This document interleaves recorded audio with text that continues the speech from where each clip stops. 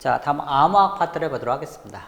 첫 번째가 이제 암호화 복호화, 그 다음에 암호화 시스템인데요. 자, 여기도 이제 별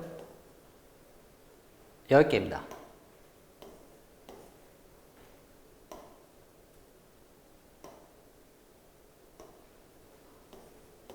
아까 이제 그 정보보호 목표도 별 10개였는데, 지금 이 부분은 이제 어찌 뭐 암호화 시스템이 전체 맵이에요. 전체적인 내용을 일단 다 들어왔습니다. 그래서 이 내용이 이제 100% 다 이해는 안 될 거예요. 다 이해가 당연히 안 되고, 그 다음에 이런 게 내용이 있다. 그러면 이렇게 쭉 공부하시다가 다시 이렇게 앞으로 올 수도 있고, 그러하니까 너무 어려워하지 마시고요. 그래서 이제 이 부분은 제가 이제 한번 판서를 통해서 한번 정리를 또 해보도록 할게요. 자, 이제 빈 공간을 일단 한번 정리를 해보도록 하겠습니다. 자, 우리가 앨리스와 밥이 둘이 이제 서로 사랑하는 사이라고 했습니다. 사랑하는 사이인데, 자, 그래서 앨리스와 밥이 이제 둘이 데이트를 해요. 앨리스와 밥이 낮에 데이트를 했습니다. 낮에 데이트를 하고, 그 다음에 저녁에, 이제 또 메일을 하나 보내요. 낮에 있었던 일이나, 그 다음에 선물을 줬는데 조금 고마운 어떤 표현을 하기 위해서, 러브레터를 딱 보냅니다. 그래서 여기에 이제 어떤 메일을 작성을 했어요. 간단하게, I love you.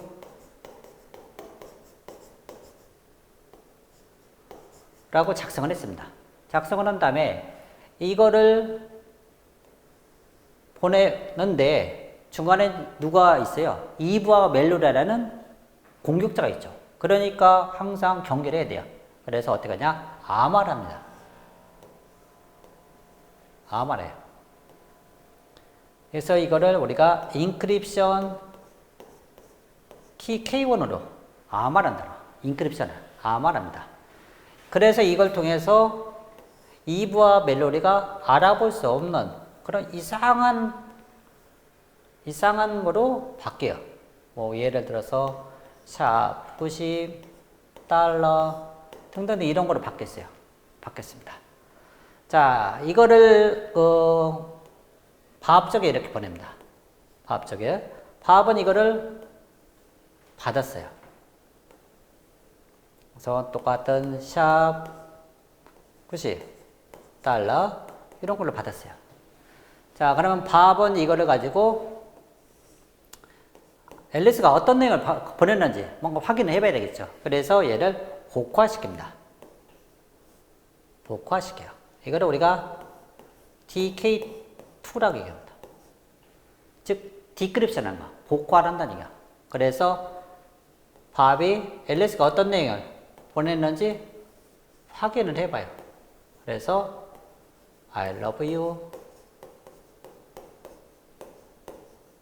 흐뭇하고 기분 좋아서 자겠죠. 확인하는 거예요.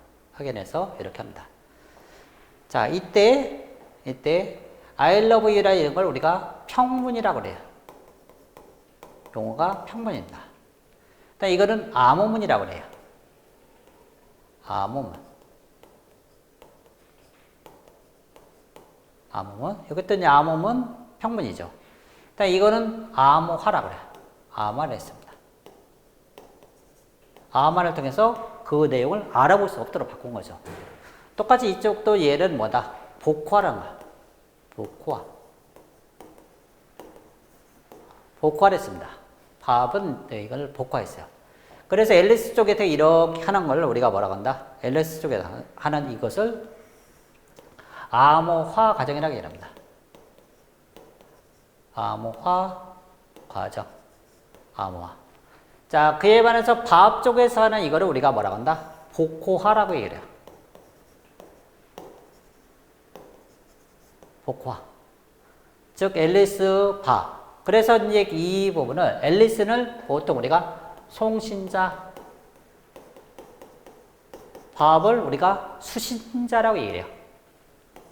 메일을 받은 수신자죠. 그래서 송신자, 수신자가 있어요. 송신자, 수신자. 자, 이런 상황이 됐습니다. 자, 그러면 여기서 지금 우리가 예를 들어서 예를 들어서 LS가 이렇게 이제 그 평문을 암호했으니까 그 암호문을 일단 이렇게 보냈어요. 그러면 중간에 이브와 멜로디가 이 내용을 볼 수 있을까요? 없을까요? 이 내용을 도청이 안 되는 거죠. 자, 예를 이브가 도청 간다든지 이거 불가능하죠. 불가능합니다. 자, 이런 것을 우리가 정보부의 3대 목표 중에 뭐가 달성됐다? 뭐가? CIA 중에 어떤 거? 기밀서, 무기서, 가용성 중에 그 내용을 2부가 내일 뭐 12시에 또 뭐 강남역에서 만나자 이런 내용을 볼 수 있다 없다? 모르는 거죠. 이런 걸 우리가 뭐라 한다? 기밀성이 달성됐다는 거죠. 즉 암호를 통해서 어떤 거? 기밀성이 달성이 되는 겁니다. 기밀성이 달성돼서 그 내용을 알 수 없는 거죠.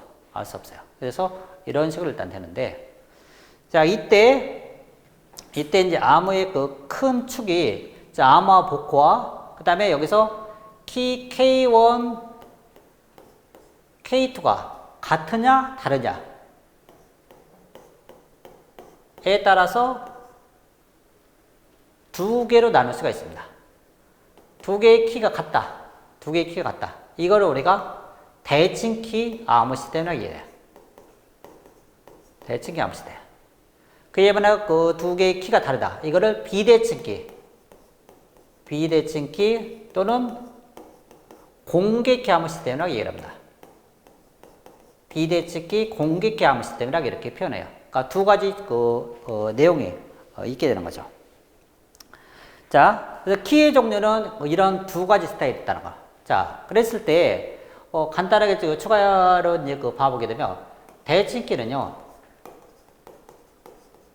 대칭키는 예를 들어서 어느 가족에 이제 엄마하고 아들이 요즘 뭐 번호키도 있어갖고 이제 그 번호로 같이 이렇게 누르기도 하지만은 예를 들어서 이제 여러 키가 있다고 일단 가지고 해보죠. 그러면 엄마 아들이 동일한 키를 가지고 있는 거죠. 동일한 키를 가지고 있습니다. 동일한 키를 가는 거. 즉 아침에 이제 엄마가 이제 먼저 나갔고 이제 아들이 나중에 왔어요. 그래서 나중에 나가는데 아들이 그 문을 잠궜죠. 그 다음에 엄마가 나중에 이제 조금 와갖고 문을 열어요. 그러면 동일한 키로 잠그고 그 다음에 또 동일한 키로 여는 거죠. 그러니까 이런 것이 어찌 보면 대칭키는 두 개의 키가 동일한 겁니다. 자, 그에 반해서 비대칭키는요. 두 개의 키가 다르는 거야. 자, 이거는 우리가 이제 가끔 영화 같은 데 이렇게 보면 자를 수 있는 이런 부분이 있어요. 이거를 가끔 이제 영화 같은 데 보면 둘이 갑자기 헤어져야 돼요. 그러니까 나중에 우리가 이제 이거 두 개 맞춰갖고 너하고 나하고 이제 시간이 한참 흐른 다음에 우리가 이제 형제인지 아닌지 뭔가를 확인해 봐야겠다. 너무 어렸을 때니까 잘 기억 못 할 수도 있잖아요. 그래서 이제 급한 마음에 이렇게 딱 자릅니다. 자르고 요거를 너는 하나 가지고 또 이렇게 가져가고. 이러면 약간 퍼즐 같은 형태를 가지는 게 우리가 이것이 자를 수 있는 물건을 통해서 하는 것이 비대칭입니다. 그래서 한쪽을 우리가 개인 키라고 그래요. 이거를 개인 키라고 얘기를 하고요. 그 다음에 얘는 공개 키야. 자, 이런 게 있어요. 자, 그래서 이거는 하나의 물건이요. 하나의 물건은 반을 자른 거예요. 하나의 물건은 반을 잘랐습니다. 그럼 다른 물건을 예를 들어서 이렇게 자른다고 한번 가정해보죠. 얘는 이렇게 잘랐어요. 이렇게. 즉 이쪽도 이게 중요한 거예요. 개인 키하고 공개 키가 있습니다. 개인 키와 공개 키가 있어요. 즉 두 개의 물체가 다른 거예요. 두 개의 물체가. 그랬을 때 지금 여기가 예를 들어서 이거는 송신자 거라고 일단 가정해보죠. 얘는 수신자 거예요. 수신자. 즉, 어떤 퍼즐을 두 개를 맞출 때, 이 부분은 송신자의 개인 키로 뭔가를 암호를 했으면요. 송신자의 공개 키로 그걸 열어야 돼요. 근데 만약에 이쪽 부분에 송신자 개인 키로 암호한 것을 이거로 열 수 있을까요, 없을까요? 안 되는 거예요. 왜? 당연히 포질이 안 맞잖아요. 포질이 안 맞아요. 그러니까 공기계 암호 시스템 이런 거 주의하셔야 돼요. 즉, 송신자 거를 썼느냐, 수신자 거를 썼느냐 했을 때는 그 쌍이 맞아야 돼요. 쌍이 맞아야 그게 포질이 닫히고 열립니다. 근데 이거 크로스로 한다든지만 두 개가 서로 안 맞는 거예요. 안 맞아요. 그러니까 그런 부분 일단 주의하셔야 되고, 그래서 이거를 뭐 중첩에서 쓴다든지 여러 가지 기법이 사용이 되는 거예요. 그러니까 컨트롤해 보면 송신자, 수신자가 이런 식으로 개인키, 공개키. 즉, 송신자도 공개키와 개인키를 가지고 있고, 그 다음에 수신자도 동일하게 이걸 가지고 있습니다. 그래서 적절히 활용하는 거. 그래서 얘가 한마디로 퍼즐 같은 거 연상하시면 돼요. 이게 키에 관련된 중요한 내용 중에 하나입니다. 이걸 머릿속에 확 집어넣어야 암호 시스템을 자유자재를 좀 이해를 할 수 있어요. 자, 이걸 머릿속에 갖고 앞에 내용을 한번 또 정리를 한번 해보죠. 자, 여기에서 첫 번째요.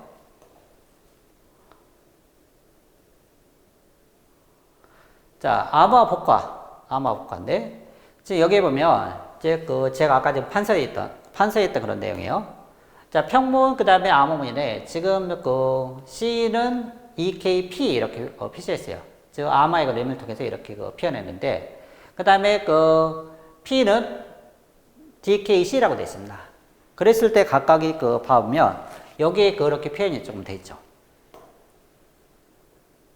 자, 암호는 인크립트예요. 그 다음에 복화는 디크립트, 그 다음에 디크립션, 뭐 이렇게 표현합니다.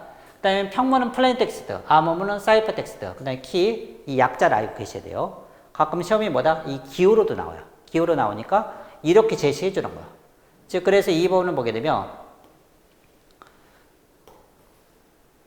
자, C는 EKP, 즉, 평문 P를 뭐다? 키 K로 암호해서 이 암호문을 만들어낸다는 거죠. 그러니까 이 의미를 알아야 돼요.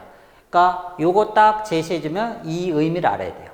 그게 중요하고, 그 다음에 P는 DKC, 그러니까 이 암호문을 복화해서 평문을 만들어낸다는 거죠. 즉, 암호 복화를 얘기하는 거예요. 즉, 이 부분을 얘기하는 겁니다. 이 부분. 자, 그 다음에 이제 암호했을 때 이 부분이 상당히 중요하다겠어요. 상당히 중요하다겠습니다.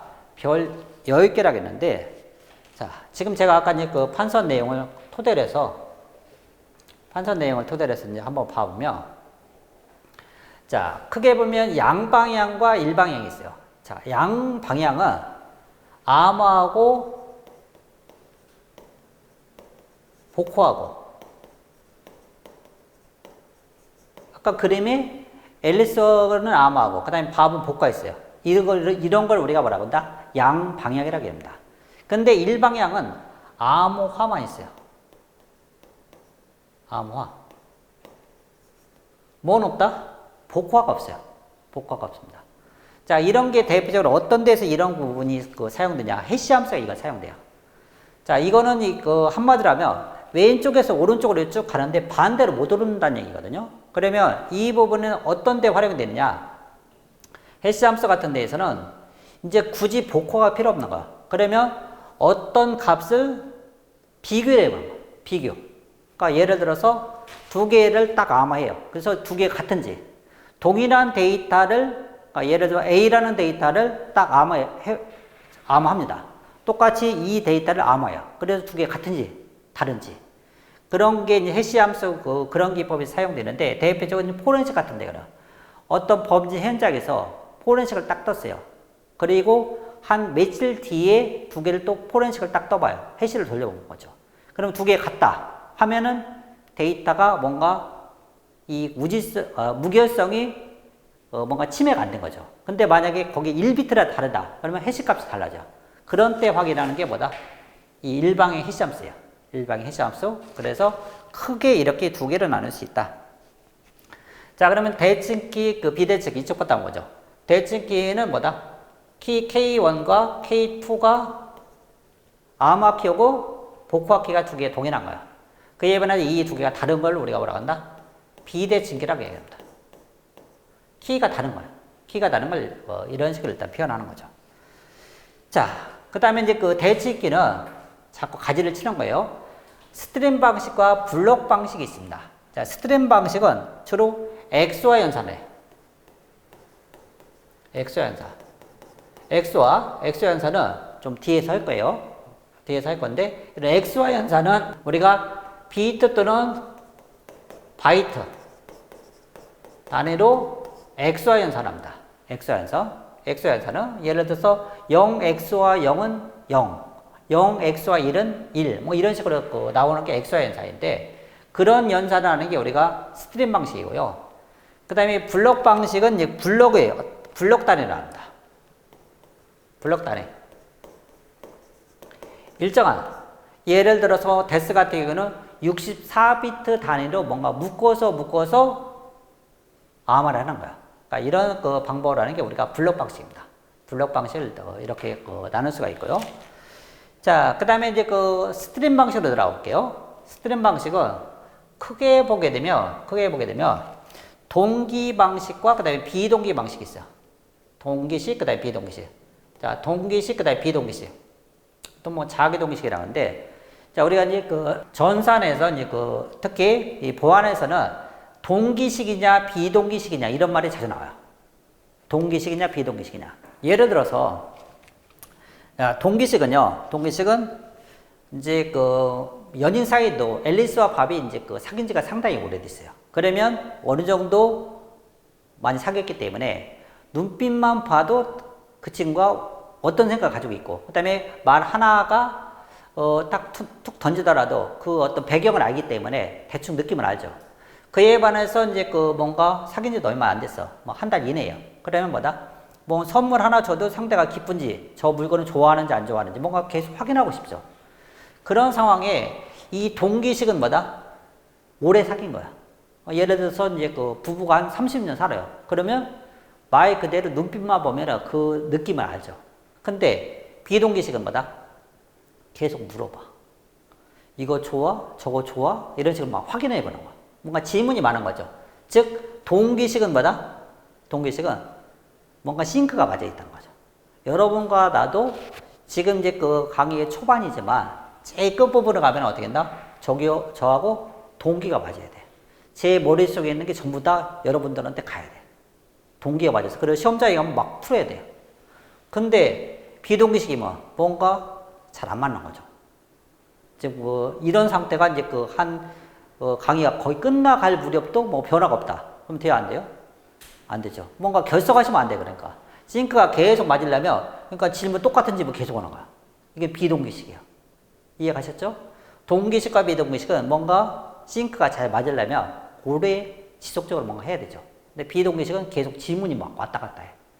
그 소위 말해서 챌린지 리스폰스라고 얘기를 하는데 계속 뭔가 질문 답변이 왔다 갔다 하는 거죠. 그래서 동기식, 비동기식은 여기 보시면 그 키를 생성할 때 이 키스트림이 있어요. 키스트림이 있는데 이 키스트림은 이런 식이에요. 평문과 암호문에 평문과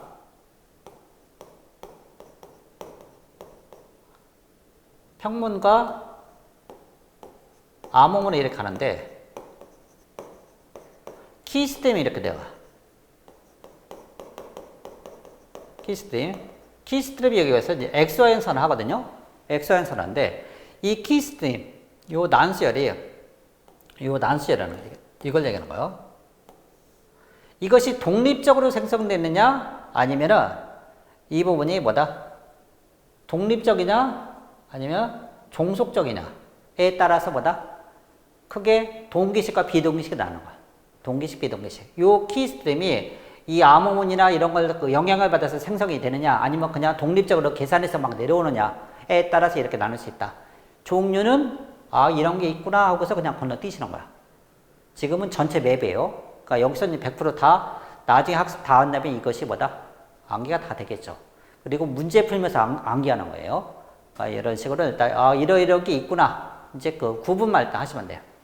구분하시면 되고. 자, 그 다음에 이제 그 스트림 방식, 즉 뭐 어디에서 왔어요? 어디에서? 지금 큰 주기를 봐보면 양방향 대칭기 스트림의 동기식 한 4단계를 일단 이렇게 분리해서 내려왔어요. 그다음에 블록 방식에는 페이스 다이얼 방식과 SPN 이 방식이 두 가지가 있습니다. 페이스 다이얼과 SPN. 그걸 나누는 기준은 지금 보면 암화 과정과 복화 과정이 동일하다 했을 때는 뭐다? 이거는 페이스 다이얼 방식이다. 페이스 다이얼 방식. 그다음에 암화 과정과 복화 과정이 다르다. 이거는 SPN 거죠. 그래서 여기에 보면 뭐 레인다레나 아리아 그다음에 이런 거 등등이 일단 이제 블록 방식의 페이스 다이얼과 SPN 이런 게 있다. 어떤 분류 기준, 그다음에 모양 그런 건 이제 차후에 더 할 겁니다.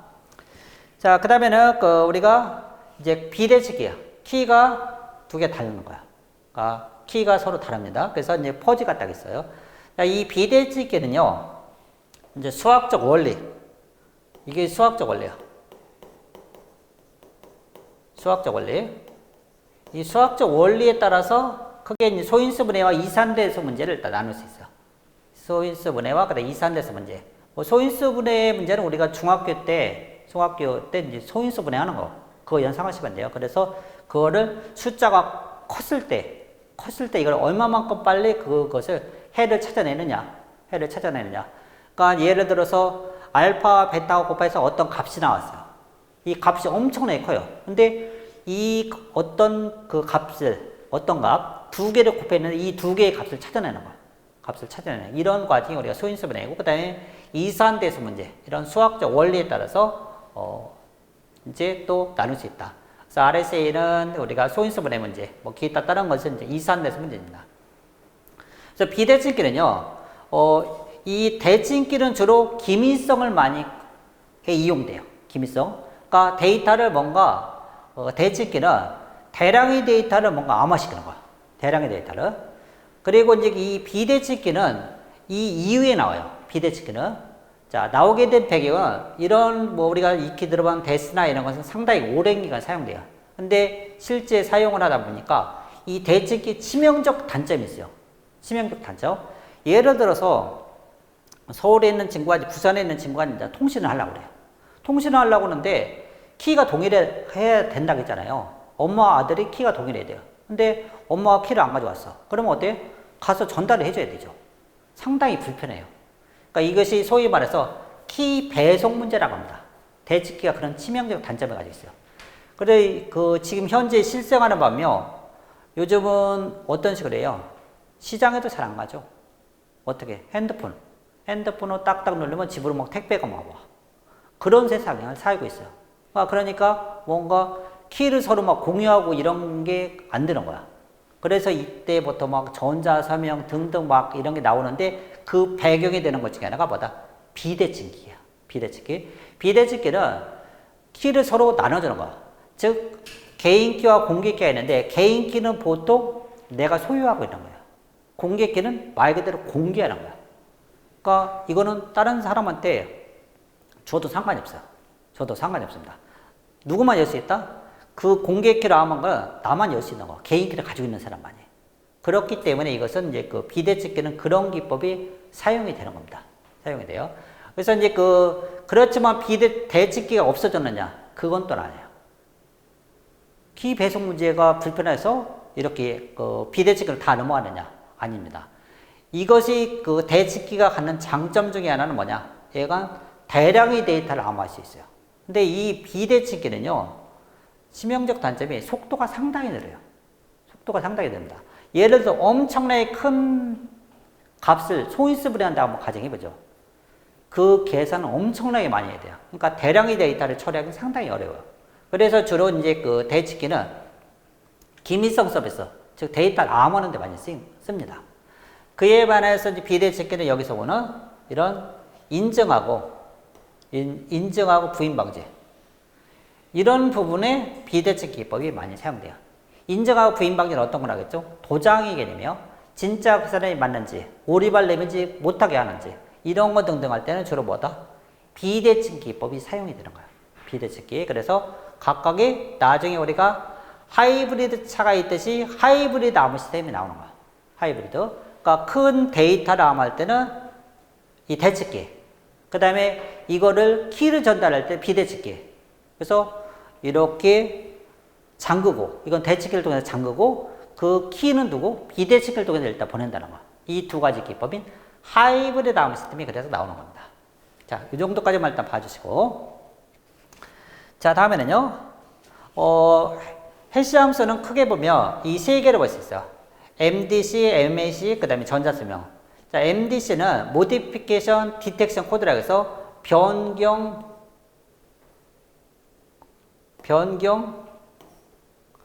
감지 코드입니다. 변경 감지 코드. Modification Detection 코드예요. 변경 감지 코드. 그래서 해시 기법을 해시 단독의 어떤 해시 기법만 사용돼요. 해시 함수를 통해서 포렌식 현장에서 어떤 증거를 확보해 왔어요. 그래서 해시 값을 돌렸습니다. 그리고 이틀 뒤에 돌려봤어요. 그 이상이 없으면 뭐다? 두 개가 동일하면 무결성이 침해가 안 된 거야. 그러니까 그렇게 뭔가 확인해 보는 거죠. 그래서 변경 감지 코드예요. 그래서 해시 함수가 사용되고, 그 다음에 메시지 인증 코드입니다. 여기는 플러스에서 어떤 거? 여기서는 대칭기를 사용해요. 그에 반해 전자사면 비대칭 기법이 사용됩니다. 차이점은 동일한 해시 함수를 사용한다는 건 동일한데 맥은 대칭기, 그 다음에 전자사면 비대칭 기법이 추가로 사용돼요. 그래서 이제 세 개를 일단 우리가 다루게 되는 겁니다. 그래서 서비스는 여기 보면 무결성 플러스 여기는 뭐다? 인증까지. 그다음에 전자서명 플러스 어떤 거? 부인 방지까지. 이것까지 일단 같이 이루어지는 거. 그래서 여기서 이제 MDC는 무결성, 그다음에 맥은 인증까지. 그다음에 전자서명 뭐 어떤 거? 부인 방지까지 서비스가 일단 이렇게 이루어진다. 이 종류는 언제? 나중에 공부하시다. 하다 보면 이게 자연스럽게 이루어지는 겁니다. 그래서 이제 이 내용을 전체적인 걸 일단 머릿속에 일단 집어 넣으시고 공부하시면 좀 이해가 많은 조금 도움이 될 겁니다.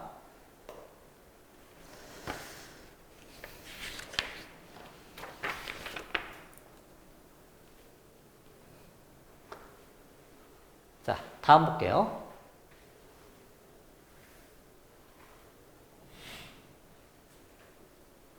자, 암호 기법이 분리해요. 암호를 어떤 식으로 하느냐?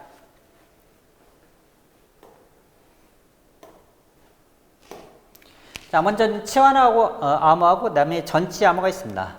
자, 치환이라는 건 substitution 한다는 거. 뭔가 이제 다른 거로 바꾼다는 거죠.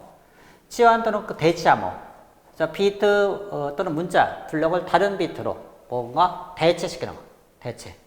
대체 교환하는 규칙이다. 전치는 트랜스포지션 하는 거야. 그래서 이 부분은 비트 문자 블록의 원래 이름은 감추도록 재배라고 합니다. 재배열, 그 다음에 자리를 바꾸는 겁니다. 이런 두 가지 약간 이제 대칭기 암호 이런 데 많이 사용되죠. 치환 암호고 전치 암호. 자, 이랬을 때 이제 크게 보게 되면, 자, 치환 암호는요, 평문 문자의 집합과 집합이에요.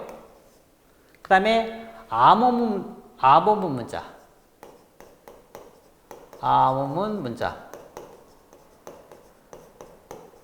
이 집합이 동일할까요? 다를까요? 다른 글자로 바뀌었어요. A가 C로 바뀌고, 그 다음에 B가 F로 바뀌었다. 그러면 이게 같을 수가 없겠죠. 그에 반해서 전치 암호는 어떻게 될까요?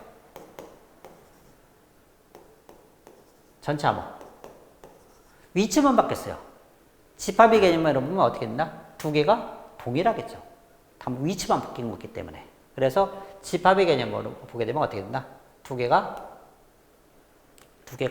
치환은 다르고, 그 다음에 전체는 두 개가 집합이 동일하다. 재배열, 그 다음에 자리를 바꿨기 때문에 그러하다는 거죠. 자, 그렇게 봐주시고. 자, 그 다음에 블록암호, 스트랩 암호. 아까 봤죠? 블록 단위냐, 아니면 XY 연산을 통해서 하느냐. 그래서 블록 암호는 특정 비트의 어떤 집합을 한 번에 처리하는 어떤 암호 알고리즘 총칙이다. 스트림 암호는 한 번에 1비트 또는 1바이트 어떤 데이터 흐름을 순차적으로 처리하는 그런 어떤 순차적으로 처리가는 그런 어떤 암호 알고리즘 총칙이다. 주로 XY 연산 같은 걸 일단 이용한다고 했습니다. 순차적으로 이런 XY 연산을 해서 처리하는 게 우리가 스트림 암호가 됩니다. 자, 그렇게 봐주시고, 다음에는요, 위치에 따른 암호화 구분이에요. 링크 암호화하고, 그 다음에 종당한 암호가 있습니다. 링크 암호화와 종당한 암호화. 자, 링크 암호화는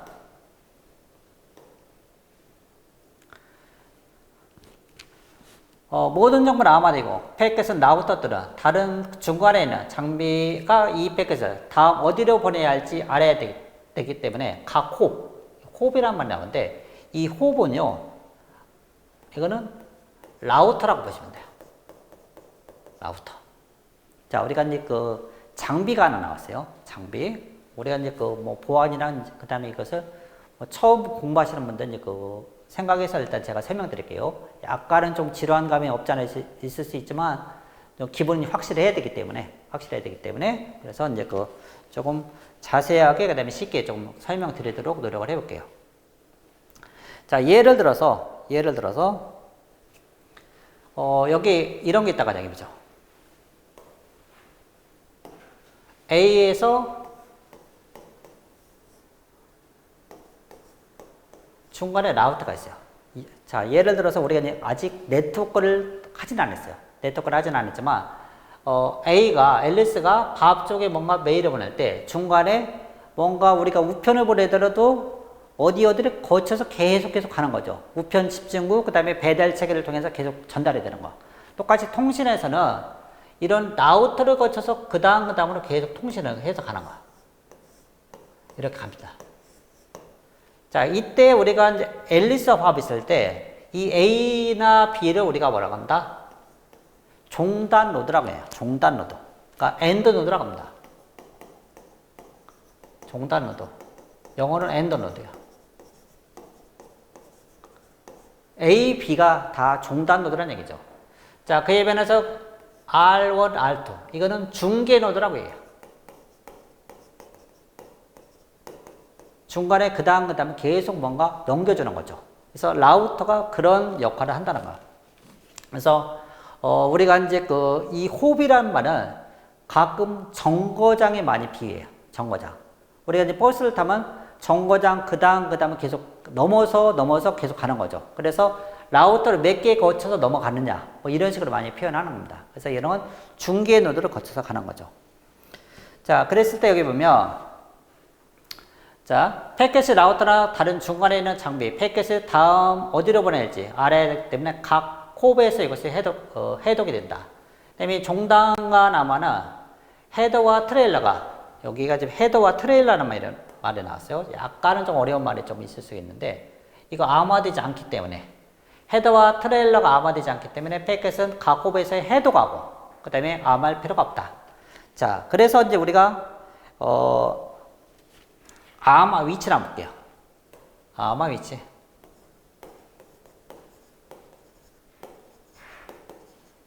암호화 위치가, 즉, 여기서 A, B에서 하느냐, 끝에서만 하느냐, 이걸 우리가 종단간 암호화라고 얘기합니다. 종단간. 자, 그에 반해서 A, R1, R2, 그 다음에 B, 이런 데서 암호하는 거 우리가 뭐라고 한다? 링크 암호라고 해요. 링크 암호. 링크 암호인데, 우리가 패킷의 모양을 한번 보게 되면요. 패킷의 모양을 보게 되면, 우리가 데이터를 일단 막 보냈을 때는 어떤 데이터의 어떤 패킷, 0, 1 비트가 이런 식으로 되어 있어요.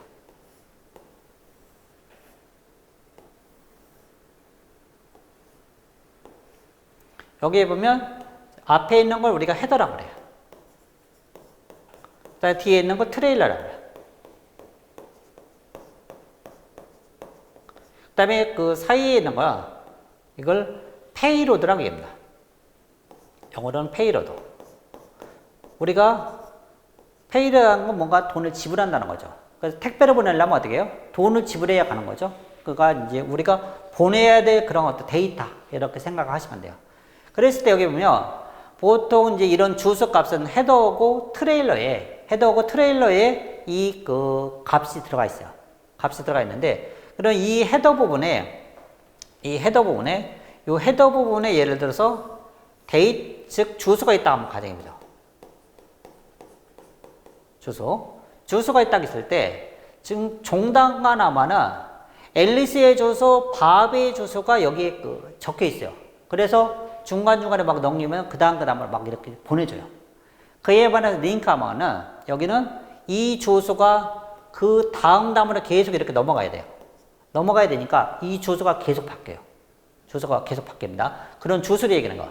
링카마는 모든 정보는 아마되고, 그 다음에 팩에서 나왔더라 이런 거에서 다음 어디로 보내야 하기 때문에 각 홉에서 해독이 된다. 즉 중간중간에 가면서 풀어서 읽어보고 그 다음으로 보낸 거. 그 다음으로 계속 뭔가 암복화가 어디? 지금 이런 데서도 이루어진다는 거죠. 중간에서도 이루어진다는 거. 각 홉에서. 그에 반해서 종단과나 뭐다? 각 홉에서 이걸 안 넣는다는 거죠. 그냥 쭉 보낸다는 거. 그러니까 그런 어떤 차이를 가지고 있다는 거. 그래서 이 부분은 주소 값은 이 헤더에 있다. 그 정도까지만 일단 이해하시면 될 것 같아요. 그 다음에는 이 부분 한번 보죠. 자, 하드웨어, 소프트웨어 암호. 하드웨어 암호는 하드웨어가 실현되기 위해서 컴퓨터 통신기기의 내부 버스와 외부 인터페이스에 전용 암호 처리용 하드웨어를 이용한다. 그에 반해 소프트웨어 암호는 암호 처리용 소프트웨어 같은 걸 통해서 암호를 시키는 겁니다. 이랬을 때 우리가 이제 성능을 비교해보면 이쪽에 돈이 조금 더 많이 들어가. 성능이 조금 더 좋아요. 비용은 당연히 더 많이 들어가겠죠. 그에 반해 이쪽은 성능이 조금 떨어집니다. 성능이 조금 떨어져요. 그런 차이점을 가지고 있습니다. 그래서 일단 좀 구분을 좀 해주시고요. 구분해 주시고 그 다음에 추가로 여기서 스트림 암호를 한번 추가로 좀 더 정리를 한번 해볼게요. 스트림 암호 부분은 지금 불러가면 스트림 암호 있는데 이 스트림 암호는 좀 판서를 통해서 한번 조금 추가로 한번 정리해 볼게요. 자, 예를 들어서 우리가 이제 그 XY 연산이란 말을 계속 했는데요. XY 연산입니다. 자, XY 연산이라는 것은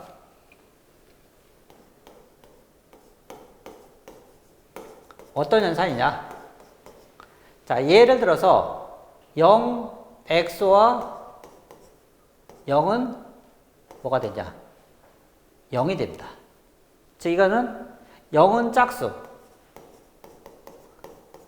짝수 더하기 짝수는 뭐가 되죠? 짝수가 되죠. 짝수 더하기 짝수는 짝수예요. 자, 그에 반해서 0x와 1이에요. 이거는 뭐가 된다? 1이 돼요. 즉 짝수 더하기 홀수는 뭐다? 홀수가 됩니다. 짝수 더하기 홀수는 홀수가 돼요. 똑같이 1x와 0은 얘는 1이 돼요. 홀수 더하기 짝수는 뭐가 된다? 홀수가 돼요. 자, 1x와 1은 뭐가 될까요? 똑같이 홀수 더하기 홀수는 짝수가 돼요. x 연산 할 수 있겠죠? 이거 할 수 있어야 돼요. 실제 이거를 할 수 있는지 문제가 나와요. 데이터를 주고서 직접 XY 연산을 하게 하는 그런 과정이 있기 때문에 이거는 반드시 알아야 돼요. 뭐 간단하게 얘기하면 두 개의 데이터가 동일하면 뭐가 된다? 이 두 개가 동일해요. 0, 0. 동일하면 뭐가 된다? 0이죠. 다르면은 1이 되는 거죠. 다르면. 0, 1이 다르면 일단 이렇게 되는 겁니다. 자, 그리고 지금 잘 보면 0, 1. 0의 개수가 몇 개? 0의 개수가 몇 개? 0이 나오는 그 비율과 1이 나오는 비율이 각각 얼마? 50%예요. 50%. 즉 XY 연산이 스트림 암호에서 많이 사용되는 이유 중에 하나가 이거예요. 우리가 이제 뭐 AND 연산하고 AND 연산과 OR 연산은 어떻게 될까요? 진리표를 딱 작성하면 AND 연산은 0과 1의 개수가 1이 한 번 나오고 전부 다 0이죠. 그 다음에 OR 연산은 반대예요. 즉 75%, 25%죠. 한쪽으로 좀 뭔가 치우쳐져 있어요. 근데 그 암호학에서는요, 이렇게 뭔가 치우쳐 있는 건 좋지 않아요. 그래서 이제 그 평균적으로 보면, 그래야 공격자가 그거를 찾아내기가 상당히 어렵다는 거야. 그렇기 때문에 여기 나오는 그 비율이 1과 각각 50대 50이야. 이게 암호학적으로 설계가 잘 됐다는 거죠. 그래서 스트림 암호 방식이 이런 엑소화 현상을 많이 사용돼요. 자, 그러면 직접 한번 엑소화 현상을 통해서 한번 직접 한번 해보죠. 엑소화 현상은 이런 게 있어요. 0, 1, 0, 0. 그 다음에 1, 1, 0, 0. 이런 A가 있습니다. 자, 이거는 우리가 이제 그 1, 0, 1, 0. 그 다음에 1, 0, 1, 0. B가 있어요. B가 있습니다. 얘를 엑소화 현상 한번 해보죠. 엑소화 현상합니다. 엑소화 현상. 자, 두 개가 다르니까 1, 1, 1, 0이죠? 그 다음에 같으니까 0, 1, 1, 0이에요. 이렇게 됐습니다. 자, 이랬을 때 이거를 A와 B를 엑소화 현상 하는 거야. 엑소화 현상 했습니다. 자, 이랬을 때 우리가 이제 그 암호 과정을 지금 다 했어요. A를 평문이라고 일단 가지게 되죠. 평문. B를 키. 그러면 이건 뭐가 될까요? A와 B를 엑소화 현상했어요. 이건 뭐가 된다? 암호문이 되는 거죠. 암호. 즉 평문 키를 엑소화 현상하니까 암호문이 산출된 거야. 지금 뭐로 한 거예요? 스트림 암호를 한 거죠. 스트림 암호. 자, 그러면 이거를 암호화했다는 거. 여기까지 우리가 뭐 있다? 여기까지 암호화를 했다는 거. 암호화. 자, 그럼 이건 복화를 한번 해보죠. 복화. 복화. 그러면 어떤 거? 키를 동일한 키. 대치키잖아요. 대치키니까 동일한 거 갖다 집어넣어야 돼요. 그래서 1010. 그 다음에 1010. 10. 또 얘가 이제 B예요. B. 그러니까 B가 지금 뭐다? B가 키라겠죠. 자, 이걸 통해서 우리가 뭐로 했어? 엑소화 현상이에요. 엑소화 현상. 엑소화 현상합니다. 엑소화 현상하면 지금 이거 두 개가 동일하니까 0, 1, 0, 0. 그 다음에 다르니까 1, 1, 0, 0. 지금 A하고 동일해졌네요. 그쵸? 두 개 동일해졌습니다. 자, 이래서 뭐가 나왔다? A가 만들어졌어요. 그래서 이 A가 뭐가 된다? 평문이죠. 평문이 다시 나왔어요. 평문. 즉, 이 과정까지를 우리가 뭐라 한다? 암호문에서부터, 지금 여기서부터 여기까지는 암호 과정. 그에 반해서 이쪽은 암호문에서부터 평문까지 이 과정을 우리가 뭐라 한다? 이거는 복화했다고 얘기하죠. 복화. 지금 그래서 제가 스트림 암호를 직접 해본 거예요. 이게 시험에 그대로 나와요.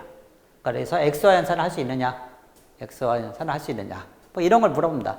그러니까 지금 평문, 키, 암호문 이 중에 3개 중에 2개를 주면 나머지 거 만들어낼 수 있겠죠. 그런 과정이 일단 계속 문제가 나오니까 직접 할 수 있어야 됩니다. 자, 그렇게 봐주시고. 자, 중요한 그 부분에 이제 그 암호화 그 관련 내용을 일단 살펴봤어요. 자, 다음은 암호 분석의 분류를 한번 볼게요. 암호 분석의 분류. 자, 이 섹션은요, 어찌 보면 이제 이것저것 다 나와요. 이것저것 다 나오는데, 이 다음 단어는 이제 하나씩 하는 거야. 대칭기, 비대칭기, 그 다음에 뭐, 해시함수, 이런 식으로 차례차례 나오는 거고, 이 섹션은, 암호학 전반적인 내용이에요. 암호학에서 어떤 것이 나오는지, 뭐, 이런 주제가 됐는지, 뭐, 이런 것 등등이 일단 주로 나오게 되는데, 그래서 이제 암호 분석의 분류가 나와요. 암호 분석의 분류. 자, 이 부분은 별 5개 주셔야 돼요. 처음에 자주 나옵니다. 그래서 이제 크게 4가지 종류가 나오는데, 4가지 종류가, 암호문 단독 공격, 그 다음에 기지 평문 공격, 그 다음에 선택 평문 공격, 뭐 이런 게 나와요.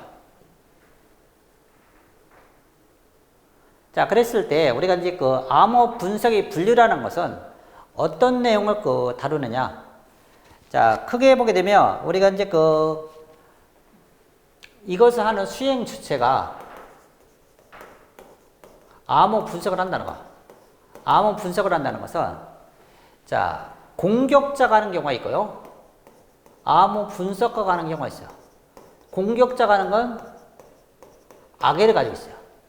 즉, 우리가 이제 엘리사와 바비 둘이 통신을 하는데 중간에 이브와 멜로디가 뭐다? 공격을 하는 거야. 그래서 이제 이 둘이 무슨 얘기를 하는지, 약속 장소라든지 그다음 시간 이런 걸 알아내기 위해서 이브와 멜로디가 공격을 하는 거야.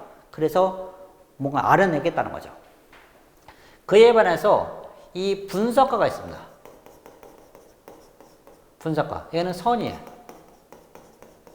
선이. 자, 이 내용은 무슨 내용이냐? 우리 암호 시스템이라는 것은 보통 정통 수학에 기출합니다. 그래서 상당히 정교하게 뭔가를 만들어내요. 그렇지만 이것이 때로는 에러가 있을 수 있고 그 다음에 뭔가 잘못될 가능성이 있기 때문에 이걸 막 분석을 해봐야 돼요. 분석을 해봤고 그 다음에 어떤 이제 강도가 세게 뭔가를 한다든지 계속했을 때 이것이 깨지지 말아야 돼요. 즉 설계가 잘 됐다 했으면 이런 공격자 이브와 멜로디가 그 내용을 알 수가 없겠죠. 근데 그것이 만약 알게 된다. 그러면 설계가 잘못된 거. 분석가는 그걸 찾아내는 거. 찾아내는 그런 역할을 하고 있습니다. 자, 그래서 이제 수행지차가 아까 이제 공격자, 분석가가 있을 수 있고요. 그 다음에 목표는요, 뭐를 찾아내느냐? 평문과 키가 있어요. 평문과 키. 자, 이 평문이라는 것은 엘리사와 바비 둘이 통신을 하는데 시간과 장소, 뭔가 알고 싶죠. 이브와 멜로디가. 이걸 타겟으로 하는 거야. 암호문을 가지고서 내가 알아볼 수 없으니까 이 평문을 알고 싶은 거야. 그 다음에 키라는 것은 누구네 집에 들어갈 수 있는 그런 키를 알면은 이걸 자동으로 만들어낼 수 있겠죠. 평문 같은 거. 그래서 타겟은 뭐다? 평문하고 키가 돼요. 평문하고 키. 이 두 개를 위해서 이제 달려가는 거야. 달려가는데 그 분석 방법이 4가지가 나옵니다. 4가지가. 4가지가 나오는데 그 4가지는 제가 판서를 통해서 한번 정리를 해볼게요. 판서를 통해서 한번 정리를 해보도록 하겠습니다. 자, 우리가 엘리사와 바비는 일단 통신한다고 일단 가정을 해보죠. 엘리사와 바비. 엘리사와 바비 통신합니다. 자, 그래서 앨리스가 이제 평문을 암화했어요. 그래서 이렇게 암호문으로 만들어냈어요. 그래서 이것을 누구한테? 밥 쪽에 이것을 전달해요.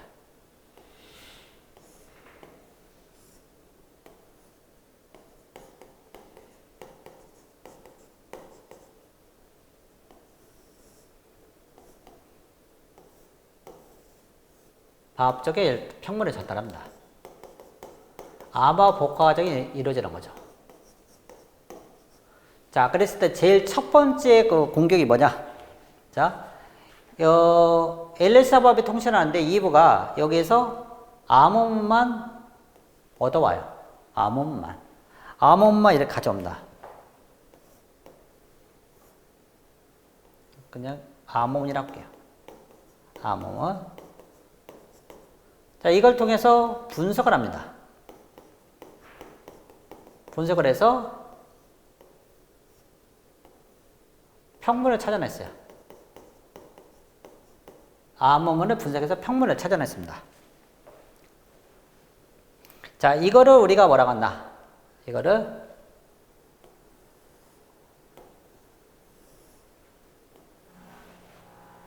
암호문 단독 공격, 사이퍼 텍스트 온 여택이요. 자, 우리말로 하면 이제 암호문 단독 공격이라. 암호문 이에는 아무것도 없어요. 암호문이. 그러니까 이제 암호문을 가지고 뭔가 분석해서 평문을 찾아내는 거야. 타겟가 평문 그다음에 키라겠는데 암호문 이해는 아무것도 없어요. 그냥 흘러가는 것 중에 이제 이것을 딱 주워다가 막 여러 가지 뭐 통계 기법 이런 거 등등을 통해서 뭔가 찾아내는 거예요. 이 부분이 우리가 COA, 즉 암호문 단독 공개입니다. 자, 그에 반해서 이번에는 조금 정보가 있어요. 이들 간에 뭔가 이전에 어떤 통신한 게 있었어요. 통신한 게. 그것이 평문, 암호문 이런 쌍이 있습니다. 평문, 암호문. 이전 거예요. 이전 거. 이런 걸 우리가 뭐라고 한다? previous pair라고 합니다. previous pair. previous pair. 이전에 뭔가 있었다는 거죠. 이거를 뭐로? 이거를 분석하는데 갖다 이용하는 거야. 이런 것을. 즉, 이전에 어떤 이들이 어떤 흘렸던 거, 이런 걸 다 주어서 분석하는데 사용한다. 이걸 우리가 뭐라고 한다? KPA라고 얘기합니다. KPA. 즉, known plain text 어떤데, 기지 평문 공격 때는 알려진 평문 공격이라고 얘기해요. 그런 걸 아는 거 우리가 이 KPA라고 합니다. 그러니까 이보다는 좀 낫죠. 이거보다는 나아요. 이전 거래도 뭔가 가지고 분석을 좀 할 수 있기 때문에 좀 나아요. 이런 것이 이제 KPA이고. 자, 그 다음에는 요번에 앨리스죠. 즉, 암호기. 앨리스는 암호하죠. 암호기, 복호기를 사용하는데, 이 암호기에 접근해서, 암호기라는 것은 평문을 집어 넣어서 뭐를 나온다? 암호문을 만들어내는 이런 것을 뭔가 선택해서요. 선택해서 뭔가를 넣고 빼보고. 그러니까 평문을 A를 집어넣으니까 암호문이 뭐가 나오고 B를 집어넣으니까 암호문이 뭐가 나오고 그런 어떤 것을 정보를 수집하는 거. 정보를 수집합니다. 그래서 이들이 암호기에 접근해서 이용하는 거. 이걸 우리가 뭔다? CPA로. Chosen Plain Text Attack이라고 합니다. Chosen Plain Text Attack. 즉, 어찌 보면 이제 둘이 약속하는 것 등등을 내일 12시에 이제 강남역에서 만난다. 그런 것을 찾아내기 위해서 이전에 이런 어떤 걸 흘린 것을 그냥 이용하느냐. 아니면 내가 이 공격자가 앨리스의 어떤 암호기에 접근할 수 있어서 A를 넣어보니까 뭐가 나오고 B를 넣으니까 뭐가 나오고 뭐 이런 데이터를 계속 뭔가를 해보는 거예요. 해보는 걸 통해서 최종적인 이 둘의 어떤 타겟 평문 이걸 찾아내는 거예요. 그런 정보를 계속 뭔가 수집해서요. 그래서 이 부분은 이쪽에 암호기에 접근 가능하다. 암호기에 접근 가능하다. 이런 표현이 나오는 거예요. 암호기에 접근 가능하다. 자, 그에 반해 이번엔 복호기에 접근 가능해서 여기에는 밥은 복호하는 거죠. 자,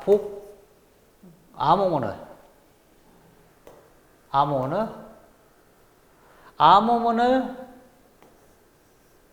집어넣으니까 여기에서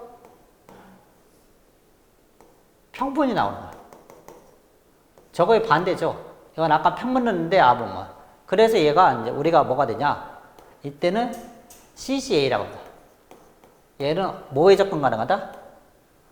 복호기에 접근 가능해서 chosen ciphertext attack입니다. 즉 이 상황은 가장 유리한데요. 그 이유가 뭐냐? 암호문을 집어넣으니까 평문이 뭐가 나온 거야? 저거의 반대죠. 이건 이제 어떤 완전 내가 찾고자 하는 게 아니라 이것도 어떤 선택해서 데이터를 갖다 집어넣는 거야. 어떤 암호문을 갖다 집어넣으니까 평문이 뭐가 나오다. 어떤 암호문을 집어넣으니까 뭐 평문이 나오더라. 그런 거를 다 모아서 이쪽에 무슨 데이터를 왔다 갔다 하는 그걸 찾아내는 거야. 이런 걸 수집해서요.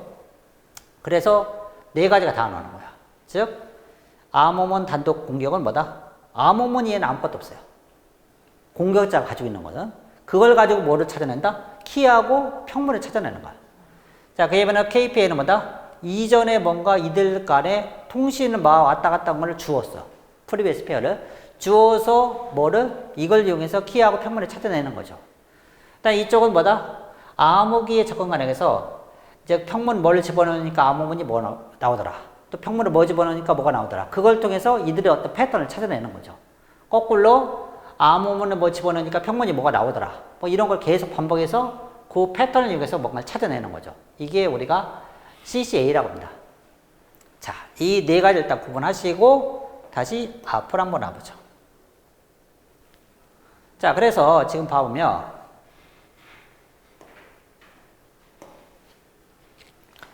암호문 단독 공격, 사이퍼텍스트도 오늘 어떻게요? 단지 암호문 C만을 가지고 있죠. 단지 암호문 C 이것만 갖고요. 이걸 가지고 이런 거 평문 키나 이걸 찾아내는 거야. 그래서 이제 평문 B의 어떤 통계적 성질, 그다음에 문장 특성 같은 걸 계속 뭔가 찾아내는 거죠. 그래서 이제 암호 해독자에게 가장 불리해. 제일 어렵겠죠. 암호문 이해는 아무것도 없어요. 완전 맨 땅에 해독하면서 막 찾아내는 거야. 상당히 시간이 많이 걸릴 수도 있어요.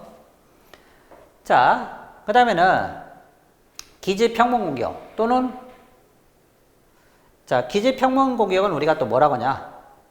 이거를 우리가 알려진 평문 공격이라고 이릅니다. 기지평문 공격은 알려진 평문 공격,